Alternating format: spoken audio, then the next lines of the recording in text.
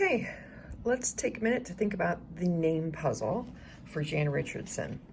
Now, the first thing you'll want to do is create a model for the student. Again, this is for pre-A guided reading students, so they know very few letters, maybe even less than 10 total.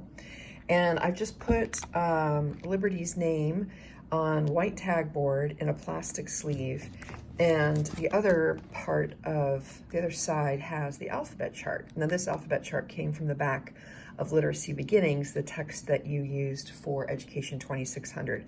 There's also an alphabet chart in the back of our Next Steps in Guided Reading book for Jan Richardson. All right, you want to make your letters as clear as possible and in bold, and then provide space at the bottom for students to work. So the first level of difficulty here would be to give Liberty a puzzle that looks like this, Liberty. So I've just taken her name and cut it almost on the syllables, but cutting it in half would be okay too. The idea is these kids know so few letters that this is probably the best level of challenge to start with. So you mix up the letters, they put their name together, and then they read it, Liberty. At this point, they don't know the names of these letters possibly, so it's just a matter of helping them use this puzzle so that they can start exploring what parts of their name look like.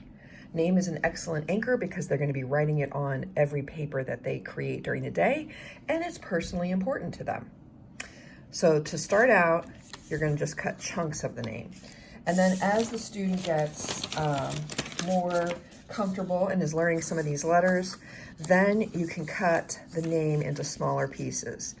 So at this point, I've got the name cut into the individual letters, and I would mix these up for Liberty and then help her to put it back together using the model.